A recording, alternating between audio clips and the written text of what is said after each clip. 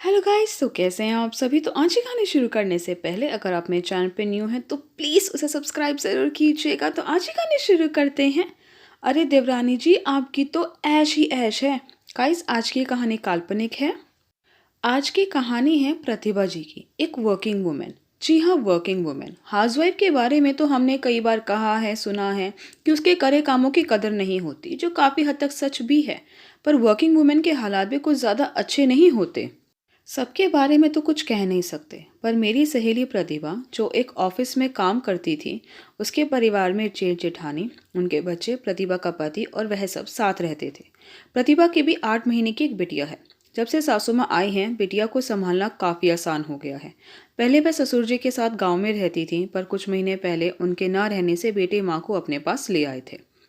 जेठानी को आए कई साल हो चुके थे, तो घर की बागडोर उनके हाथ में ही थी। नौकरी वाली देवरानी आने पर वह खुश नहीं थी, इसलिए छोटे छोटे कामों का बंटवारा कर दिया था कि सुबह का खाना मैं बनाऊंगी तो शाम का खाना तुम्हारे जिम्मे है। पर सुबह तुम्हारा और तुम्हारे पति का नाश्ता टिफिन खुद संभालना, मुझे बच्चों को स्कूल भेजना होता है। आज तक कभी घर पर आने पर एक कप चाय नसीब नहीं हुआ। जेठानी का कहना था, मैंने तो बहुत सालों तक जिम्मेदारी निभा ली, अब मैं अकेली क्यों करूं। सारा काम करने पर भी कोई भी रिश्तेदार आता या पड़ोसी तो सबके सामने कहती, मेरी किस्मत में तो घटना ही लिखा है। नौकरी वालों का बढ़िया है, सुबह बढ़िया से तैयार हो, खाओ पियो और चले जाओ। अरे भाई, ऐश की जिंदगी होती है इनकी। आधी से ज़्यादा सैलरी प्रतिभा की भी किसी न किसी बहाने जेठानी जी घर में खर्च करवा देती। देवर तो पूरी सैलरी घर में देते ही थे। सासू माँ भी देख रही थी कि बड़ी बहू दिन पर दिन बहुत ज़्यादा हुक्म चलाने लगी है।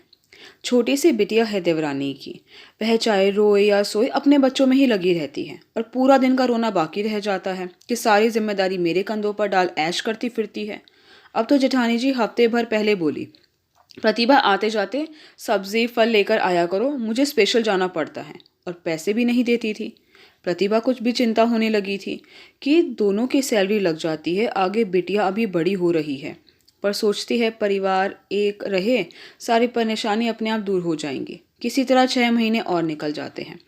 पर अब प्रतिभा भी परेशान होने लगी थी। घर का काम, ऑफिस का काम, उस पर से जेठानी जी के ताने।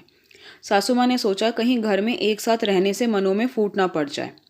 उन्होंने गांव की ज़मीन बेच एक मकान और ले लिया। बोली, एक में बड़े का परिवार रह लेगा, एक में छोटे का। मैं चाहती हूँ मेरे जाने के बाद भी भाइयों में प्यार बना रहे। तो जेठानी खुश हो जाती है, अब अपने हिसाब से ज़िंदगी जिएगी। प्रतिभा और उसका पति, सासू माँ और बिटिया दूसरे मकान में रहने चले जाते हैं। कुछ ही दिनों में जेठानी परेशान होने लगी थी, क्योंकि शाम की सारी जिम्मेदारी उसने प्रतिभा पर डाल रखी थी। बच्चों का होमवर्क वगैरह में भी हेल्प करवा देती थी। कपड़े हफ्ते में एक दिन मशीन लगा सारे धो देती थी। पर अब किससे कहे, चुपचाप काम करती रही।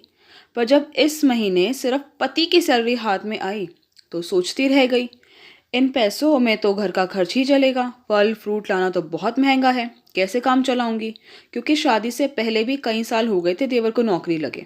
वह सारी सैलरी अपनी भाभी के हाथ में दे देता था और गांव से भी फल सब्जी, कभी घी सासू माँ भेजती रहती थी। फिर प्रतिभा की सैलरी भी किसी न किसी बहाने खर्च करवा लेती थी। अब मेड का खर्चा उठाना बड़ा भारी लग रहा था। एक बार उसके सहेली ने बताया था, आंगनवाड़ी में बच्चों के लिए खाना बनाने की जगह है, तुम्हें काम चाहिए है तो। उसने सोचा पति को पता भी नहीं चलेगा, 2-3 घंटों का काम है, बच्चों को स्कूल भेज चली जाया करूंगी। पर वह 3-4 दिन ही बड़ी मुश्किल से गई। काम के लोड की वजह से बुखार महसूस होने लगा। अब उसे देवरानी के काम की कीमत समझ में आ रही थी कि पैसा कमाना इतना आसान नहीं है।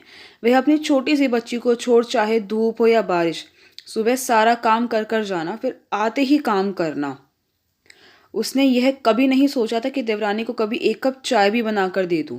आज उसे अपनी गलती का एहसास हो रहा था, पर अब पछताने से क्या फ़ायदा। आई होप गाइस कि आपको मेरी वीडियो पसंद आई। आपको मेरी वीडियो पसंद आई है तो प्लीज़ उसे लाइक ज़रूर कीजिएगा, शेयर कीजिएगा, मुझे कमेंट करके ज़रूर बताइएगा कि आपको मेरी वीडियो कैसी लगी। अगर आपने अब तक मेरे चैनल को सब्सक्राइब नहीं किया तो प्लीज़ उसे सब्सक्राइब ज़रूर कीजिएगा। Thank you so much guys मेरी वीडियो देखने के लिए।